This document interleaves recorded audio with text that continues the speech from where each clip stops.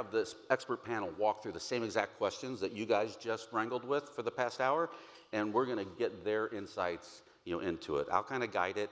We're going to do it in two 20-minute, batches for both exercises, and get some feedback from everybody from their lane of expertise. So the first one, engagement and planning. On this one, how to introduce a collaborative approach without overwhelming the owners. I'm going to want to get all the panelists involved. Sean, not you, because I want you to tackle the next one.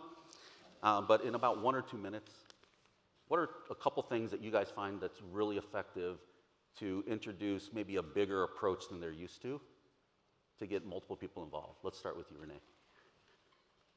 I learned this as an EOS implementer when I started with an owner and their leadership team.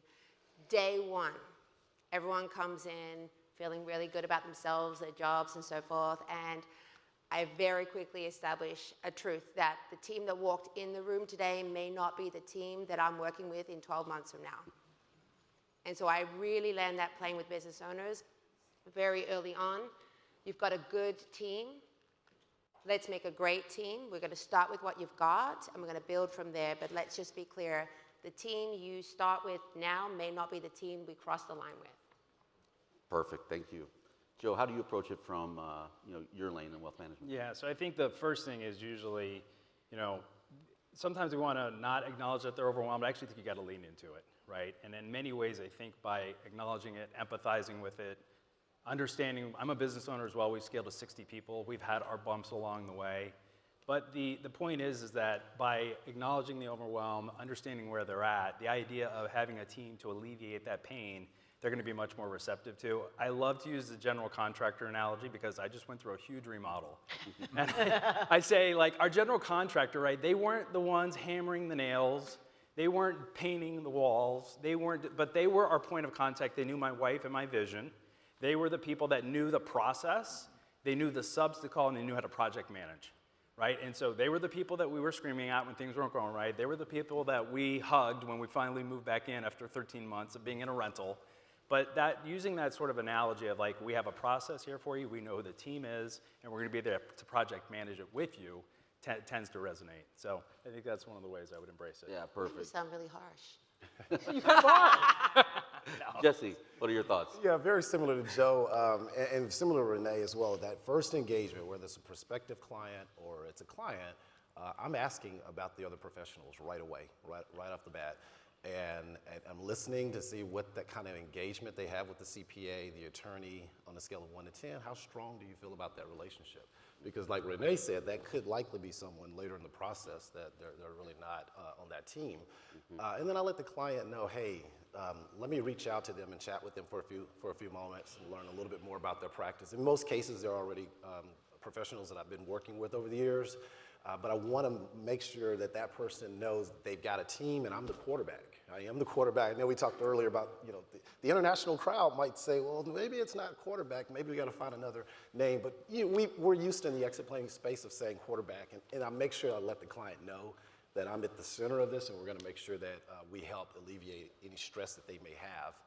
And one of the other things I love doing is these advanced planning meetings where I get the team together, that core team together, and we could just go to lunch and just talk about the client, and we come back and let the client know that we've engaged and we're brainstorming on some things, and that really does help without where they don't feel as overwhelmed in the process. And they love that the team is getting aligned without them and working out whatever differences and having a unified front that everybody's behind. Yeah. This is the way forward. You make your own decision, but this is what we believe. Yeah, I've even had a group that we went to a Dallas Mavericks game together before. It's a great way to 3 hours. That was a long time to engage. I'd like to be on your core team, please.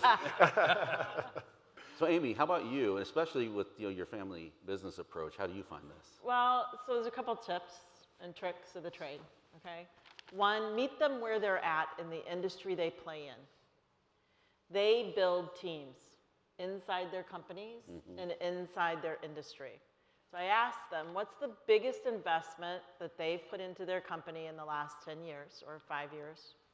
And then I asked them, in the campground RV world, so we put in a water park. Okay, how much did that cost you?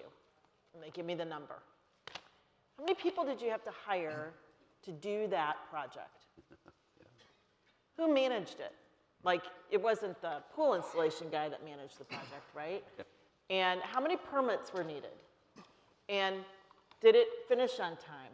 And what were the pain points? And what was the percentage of cost to value of your business did that project have?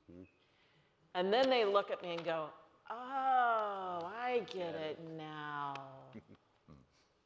So the next thing I do is there's an article that the marketing team wrote about getting buy-in from advisors and explaining why we, in Discovery Gate, talk to the advisors, similar to what all of us have said sort of up here, but assessing them, what are they, buying into our process, right?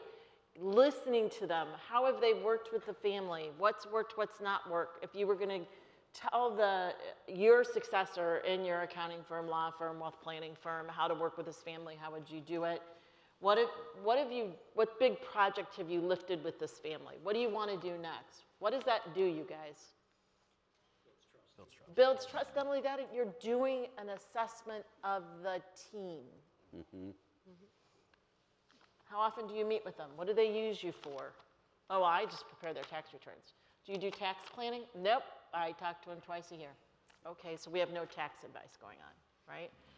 So that's really, those are some tricks of the trade, and really understanding, buying into the why of collaborative, connect it to what they already do. It's an easy sell at that point. It's a perfect segue, because I know, Sean, you guys have done a lot of work and research on meeting owners where they're at. Yeah. So I've got a couple questions for you. Is like, well, what does that mean actually, in your world? And how can people actually apply it in the real world? And once you answer that, then I have a quick follow-up, which I think we'll get feedback from everybody on. Okay.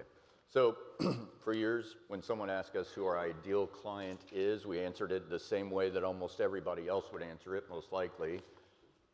15 million in revenue, this industry, not that industry, strong business, not distressed, so on and so forth. And we were in a strategic planning meeting and doing exactly that, and then all of a sudden we kind of screeched to a halt and went, why are we talking about the business? Our client is the owner. What's a human-centered approach to this? And we began to develop different categories. What we found in our own practice was that there were three. There were three buckets. One were the explorers. They were seeking information and insights. They weren't ready to engage in advisory work, right? Second category, pivoters. These are the folks that for whatever reason have gone from on the speedometer 20 miles an hour to 60 miles an hour, and they start asking questions. They're ready to invest in this kind of advisory support, right? Whatever that might look like, wherever it starts. But we also know that we've got probably 3 years or more until they might be in the mindset of some type of ownership transition, whatever that looks like. Maybe not third party, it could be internal, so on and so forth. The third category was what we call triggerers, and these are the folks that are inside 2 years, and that's a run, don't walk situation. Sounds like a long time for an owner, but it's not a long time to do all the preparation across all of the disciplines, right? So what are we doing then? What does it look like in real life for us? One, we're trying not to lasso the owner and convince them that they ought to be in our world. We're basically asking them, of these three categories, where would you put yourself, right? Identify for us where you are, and then we can have a meaningful and more focused conversation with you about the issues that are likely to apply. So we're going to them, we're going into their world. As technicians, this is hard, isn't it, right? We don't want to go over there because we feel a little bit like maybe we're going to throw up in our shoes once we get over there. It's going to be pretty quick. So, but we should all be okay with that, because if we have a team, we can collaborate with one another, so on and so forth. So that was kind of point one in our journey as a company, right, is to ask human-centered questions rather than necessarily starting the conversation with, hey, how big is your business, so on and so forth, right? So we shy away from the business conversation. Would that be the kind of one big takeaway for people, is like figure out how to have a human-centered conversation to start, as opposed to a business-centered? Yeah, I think it is. I mean, and there are two things that I would recommend. First, whoever you are in whatever discipline, please leave your brochure at home. Yeah. Right, please leave it at home. If you're in a bit large institution, I've walked into conference rooms where there are 8 seats and every single one of them has the folder about what you do, right? I guarantee the owner is like, I'm already switched off because I know this conversation is going to be about you, not me. The second thing I would recommend that you do is become a great, not a good, a great interviewer. What does that mean? Listen, right? Ask good questions, ask interesting questions, show your curiosity. Once you get an owner talking about their business, they're unlikely to stop, right, anytime soon, but that's exactly what you want. I'll recommend a book, Kate Murphy, You're Not Listening. Great book. Really, because you think you're listening, the chances are good you're probably not. You don't yet have the skills to be a good listener, and it goes beyond what you think it might be. So build those skills, build those chops, become a great interviewer. You'll actually enjoy it because it takes you places that you haven't been before, right? Perfect. Want to keep things going for time. I want to switch up to, what key questions are you using to uncover pain points, in that business health that we talked about earlier. So for this, I want to go to my other value advisors on the panel, which is both Amy and Renee. But let's start with Renee. In a couple minutes, what are you doing to find success on figuring out kind of where they're at, and it gives you kind of the way to approach getting them to work with you? We all know the generic questions, if you took 3 months break, what would happen in the business? We've all heard those.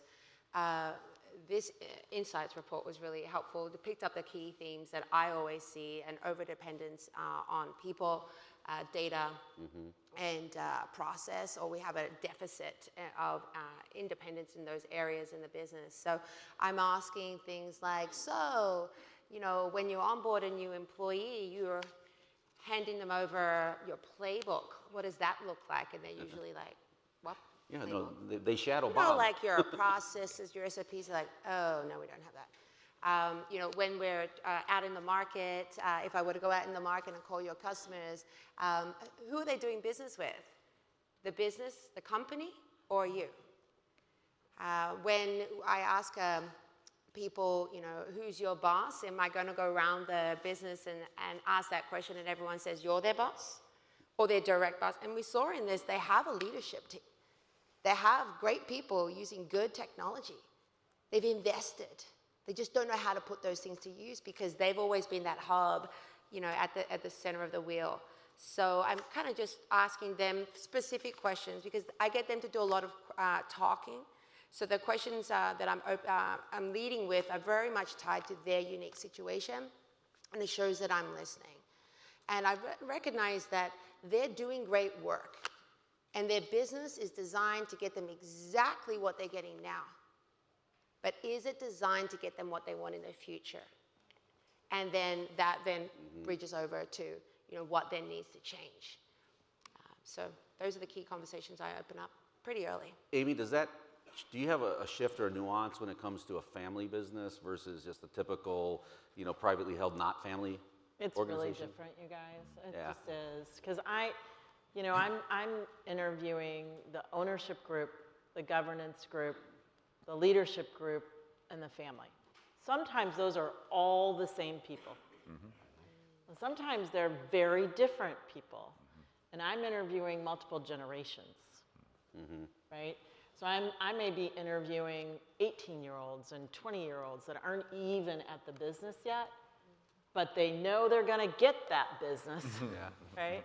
Whether they want it or not. Yeah. But so my questions center on the health of each of those systems. I'm often talking to people that don't work in the business. So I ask questions like, what's your first memory of X business? What's your first memory of money? Good question. Right? Leaders, what's your biggest hope for the next 5 years of this company? What's the largest change project you've been involved in? If you had all the power and all the money, what would you do with this place? They're not a 1 to 6 question, you guys. Yeah. And there are no wrong answers. So I start with icebreakers like, give me 3 adjectives that describe you. Now tell me what your role in the family is. What do you like to do most with your family members? Who do you talk to? Who do you speak to most frequently in your family? Who do you not talk to in your family? Do you celebrate outside of the business? Yeah, all critical things. All human. Does faith play a role in your family business leadership teams. Like not a 1 to 6 question, you guys. They're all open. And by the way, when they ask me, why are you asking that? I'm like, because it causes fights. What is the definition of success for you? What was the definition of success for your mom and dad? Do you find that you have, I know it's very wide open, but are there tools or frameworks that you use? And I'd like to get kind of a quick hit down the line here. If there are tools or frameworks or things that are out there in the market that people in the audience could learn about and use to accelerate their learning on how to have these conversations. You said a book was one, but anything else that you think would be helpful? Let's start with Renee. The greatest gift, I had a business degree. I worked at KPMG. I used to do mid-market advisory. I didn't know anything about business until I read Traction. Yeah. Honestly, it just the lens through which to see the 6 key components, and if you can directly correlate the 6 components to the 4 intangible capitals, it's like connect the dots. And so you sound like a business owner just because you read that book. You can understand their pain. There's all the stories in there. There's a business in there. It's like exactly the same type of business that I have with my husband. So a framework like that, a business operating lens, is really important. And then I also think it's not what questions you ask, it's how you ask the questions. Yeah. I've been trained by Chris Voss, FBI hostage negotiator, trainer guy, and it's intense. Yeah. FYI, sign a waiver before you go to that training. But even how you ask the questions with tactical empathy is really, really important. Mirroring, labeling, and getting them talking. They should be doing 80% of the talking. You're doing 20% of the asking questions. So Traction, and if you can get in this hostage negotiators class, you should Or do read it. Never Split Never the split the difference. Yeah. Yeah. Joe. So what I would, and by the way, Renee, you're not harsh. I was just joking. I am. No. One of the, so I think the idea of using our peer groups, one of the things we do at Morton, we have all of the advisors meet every Tuesday for an hour, right? And so we're oftentimes just sharing what's going on with clients, case studies. And so I think bouncing ideas off of each other is a great way for us to help, formulate the questions, what's going on, what's top of mind, to then, use it as a basis for interaction. So if you're maybe at a smaller firm and that's not something you can do, certainly we have the CEPA community here. There are other professional advisors as well that are part of the team. If you're setting up a time to meet with them, just even, once a month, once a quarter to touch base, even if you don't have an active client. The CEPA chapter. Go CEPA find your chapter. people in the CEPA chapter. That's another way to do it. But I know I'm also a big fan of reading those books. That's great, Sean. Jesse, what's worked for you? I love the questions, Amy. I was nodding my head the whole time because I'm thinking about Mitch Anthony and some people over the years that have really great questions that you pick up on. And when we're all newer in the business, we show up with a list of questions. It's like, no, don't do that. Ask good, solid questions like the questions Amy was just asking, and it's like, tell me more. What do you mean, like expand? I could ask 3 questions and the meeting take 45 minutes if you ask the questions right and you went deeper and deeper. What's important about money to you? If the Wall Street Journal wrote an article about your industry or about your business, what would it say? Guess what? They're going to tell you all their concerns when you ask that question, like all of their concerns. So I'm saying, tell me more. And I think when you do that, they feel heard, and you're going to uncover much more than you're going to uncover just asking them a random list of questions by going deeper in the questions that you actually ask. Thank you. For time, we're going to get you guys on the next one. Okay. If you have any tips, also, you guys get and meet with these panelists out in the hallways as well. Create a relationship that you take beyond the conference. For here, how do you combine? For the value gap, I'm just going to combine these together. How do you connect valuation growth to wealth planning, and how do you educate owners on latent value growth potential and how that affects their plans? Obviously, I want to go to Joe and Jesse, our 2 wealth managers on the team. Joe, let's start with you. Yeah, so one of the areas that I really try to bridge, if they want to get evaluation done, that's helpful oftentimes, even before that. Like, do they know their margins? Do they have clear understanding of even their financials? Because a lot of clients really don't, right? They know that they're profitable if they do their taxes, but do they have a clear sense of where they're at just with their margins? Are they average? Are they below average? What does best in class look like? So that's definitely one thing that then you're able to then connect back to their wealth plan, right? And understand. Certainly when we're plugging in a number right into eMoney, which many of us use, we have to remember the valuation where we're all taught is there's a range, right? And so what does that look like? How does it affect their financial plan? Are they in a position really, right? Because most businesses, the owner, if they're not financially stable, and if they're going to be continuing to suck money out of the business, likely to support their lifestyle, right? So how do we get them stable? How do we get them into a position where they're able to strategically think about the business, and then ultimately put them in a position where they can start having more in-depth discussions about the capital structure of the business, so they have an optimal structure with debt, equity, but that's going to be at a much later stage. The one other thing I'll touch with on the valuation piece is, and this is maybe further down the line because we're typically showing them a number when we close that wealth gap related to and the value gap in the business, is most deals are not done with 100% cash paid out at exit, right? And you've got rollover equity, you have seller notes, you have earnouts.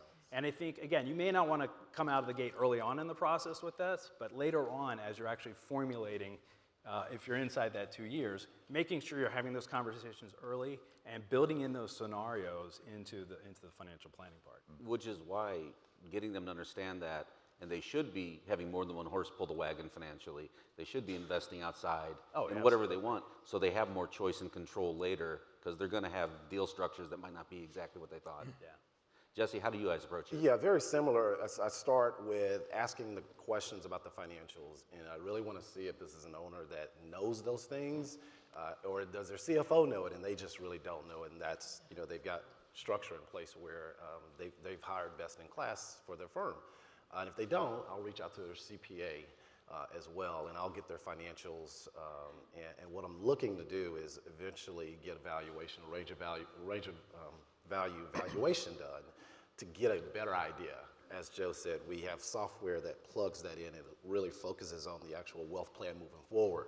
What I want to do is kind of extend what he was saying. So let's say that there is no wealth gap or value gap because the client's business is worth $50 million and they spend $200,000 a year. All right, so now we need to go to more advanced planning now, right? So now let's look at valuation growth as they're growing the company, because we want them to continue to grow. Now we still have the Pac-Man chart situation, right? Now we've got a concentration of wealth. Even though they're putting money back, their business is still a significant portion of their net worth. What about estate planning? Now that they're growing their value, are we going to now have an estate tax issue? So let's start looking at these things that we can potentially reduce. It's just like the protect. Or the taxes at the sale. Absolutely. Yeah. Amen. Yeah. So like the advanced planning, we're looking at the wealth. We're looking at wealth transfer. We're looking at tax planning. We're looking at charitable giving. Can we do some things? Asset prior? protection. Yeah, and asset protection. Do they need a family limited partnership to get protection and discounts? And so we're doing these things if there is no value gap, but first we have to see if there is one.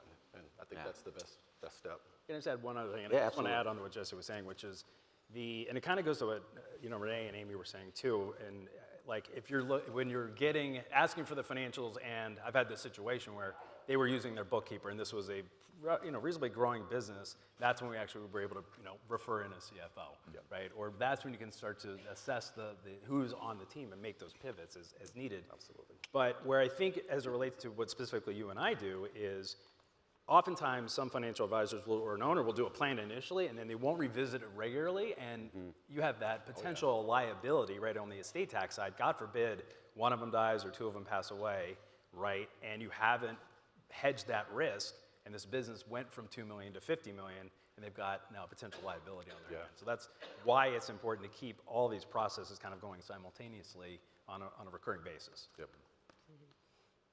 When I was reviewing this case study with Scott, he really liked this last question. He thought it had kind of just broad appeal for most of the people in the room, because at the end of the day, it's really this balancing act. And an owner is like, hey, this is my best asset. I'm crushing it. I'm doubling down on me. And if I compared that to money in the market, it doesn't come close. And I don't feel as in control. But we know it is their best asset, just can't be their only one. So how do we have conversations to help them figure out what is the balancing act that works for them? And it could be in different seasons, but how do we approach that without just being offensive or sounding like every other advisor, where it sounds like it's very self-serving, of why you need to listen to what I'm saying. Right. So, Sean, let's start with you on that. It's an interesting question. It's kind of the difference between a lifestyle business and a value-creating business to a certain extent. Let me give you an example. So I think that the transition from lifestyle to value-creating business is intentional on the part of the owner. It doesn't happen by accident when you cross 20 million in revenue or whatever. I've seen big businesses, family-owned businesses, for instance, that are still run as a lifestyle business where the goal is really to generate cash flow to take it out, right? If the advisor, the financial advisor says, gimme, gimme, gimme, right? Then you're going to a certain extent block, if it's necessary to make that transition, you can block it. Here's an example of a decision that's made by an owner that is lifestyle versus value creating. So you were talking about bringing in a CFO, right? That takes money out of the owner's pocket. Yep. Right? It's the right thing to do if you want to grow value in the company. One of the things that I'll ask, an owner is, hey, if you don't have a very sophisticated or a complete leadership team, what's it going to cost you to make that investment? Why would you make it? Right? Great question. If they say, I don't want to make that investment because it takes money out of my pocket, that's a lifestyle business. That's a lifestyle owner. They're going to make different decisions every day because they don't see their business as an investment asset. They see it as a source of income. ATM machine. Right, it's an ATM, right? And they may have a lifestyle that needs it, right? They may have built because they've been that was collecting back to cash the all the first time. point, They're like, they need that income. So I think that's an interesting conversation to have. Where are we lifestyle versus value creating, and kind of educating on the two things. But we have to work together as a team. It's something that you, Greg, emphasized, I think, which is if those conversations are not being had as an interdisciplinary team right from the beginning, that 3 legs of the stool or the 3 gaps are not being lived in front of the owner, we can really get ourselves twisting in the wind, honestly, because the conversation between liquidity and legacy and investment asset and lifestyle business, all these different perspectives are coming at the owner, and they throw their hands up and they're like, I don't really even know where I am in this process, right? I'm getting very different messages, very different language. So working as a team, I think, begins to relieve that conversation about reinvestment versus, taking money out of the business, so on and so forth. We want to make sure that that's a balanced conversation for sure. It's tricky. Renee, what do you think? I just wanted to just call something out that I feel very deeply and passionately about, is that we're all assuming that the money matters most. Yeah. Yeah. True. And one of the buckets we don't talk about, we're talking about assets and value and wealth. What about the personal bucket? I ask my clients, like, how they're feeling about their relationships with their kids, with their spouse, with their family. Are they investing in their health? My clients, I've got a group right now, 55, 60, and 65. Their rocks are nothing to do with the business. Yeah. It's about their health. They're in walking clubs, fitness clubs, whatever. I'm like their fitness coach. Right. But I don't know why. But the personal bucket really matters. It's the one that's overlooked until things get very hard, until one of those 5 Ds slams you in the face, until after the deal. We all talk about that after the deal and the crisis of the mindset of the business owner. We should be having those conversations way earlier in the process, because if they don't matter, nothing matters. You can have all the money and have nothing at the same time. Yeah, actually, I have a client sitting in the front row, 4th generation, 110-year-old business, and we were eating dinner last night, and he said the exact same thing. He said, any successful business owner, the money's no longer the motivator. They already can do what they want to do. It's the whole other side of how do they get I call it just the freedom and choice that they want. Yeah. And I think we need to acknowledge that, and it's hard as technicians to do that. Can I just add Yeah, on? Joe. And actually, when we're talking about wealth planning, and I think Jesse teed up as well, one of the things that when we're building in, and I'm sure you do this as well, it's like, what are the mile markers along the way that can be the signposts that let you know you're living your best life? That tell us that we're successful. Not that we beat the S&P 500 last year, not that it's just about the money. What are the life things that let you know you're on the right path, right? And so I think, Renee, to your point, amen. So I'm going to jump in here. Jump right in. This is what I do. This is what the Family Business Consulting Group does. We deal with the personal relationships that impact the business ownership and leadership and governance. And that can be within all of those systems, but where our owners live, where the multi-generational family owners live, is not usually now. And an owner say this to me, Successful family businesses plan for 2 generations forward. They worry about how the wealth will impact that 7th generation as well as the 5th generation. They worry about whether their customers will be served well in the 2nd generation from the 1st generation. They worry about spoiling their grandchildren and ruining their families. They worry about their charitable giving. They empower rather than fear when they define their goals so that they can educate and empower to those goals, and they can take the fear and reverse it to dreams and reality. That's what we all do. We may do it from different places, but that's really what the power of our community is. I had a mentor who said it's the transition from a family business to a multi-generational business family. Yeah. It's an entrepreneurial approach to creating value in the world, and not every family member is going to want to be in the family business, but they still have to figure out how to create value, whatever those rules of the road for their family are. And I do believe that Tom Dean has, Yeah, he's got a great- he has a point.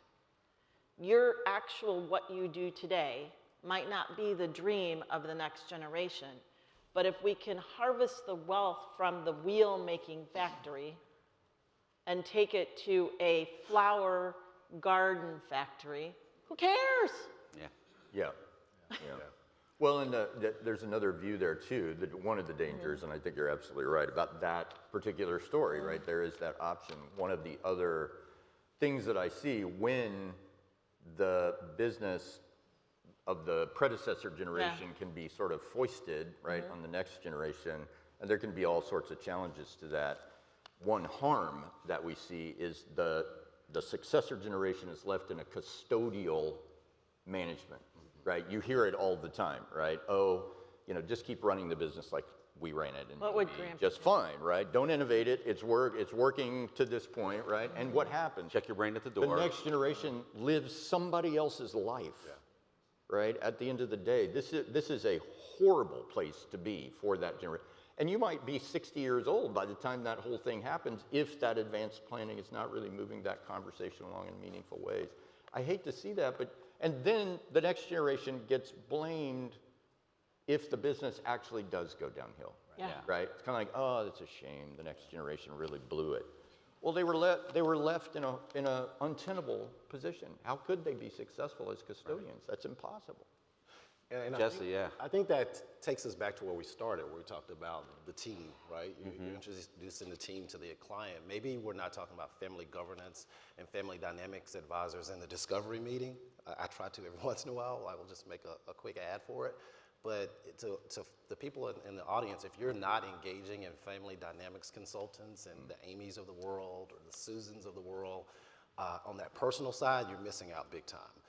I have actually M&A attorney that's a client of mine I've worked with for about 15 years. And I remember 15 years ago talking to him about the personal side. It was before I was introduced to EPI.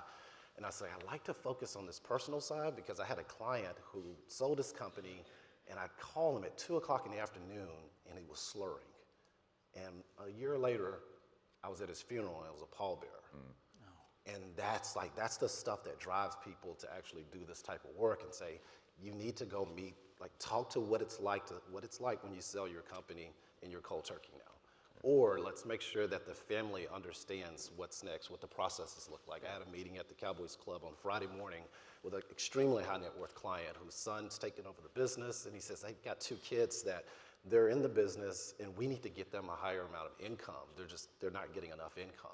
And the son who's in the business is willing to do that. That's what good looks like. Yeah. And so it's so important to make sure we're bringing in those types of advisors in the relationship, because if not, we're missing out. We're missing out big time. Do it early. Yes. So kind of last thought to wrap it up, and then Amy's gonna take control again.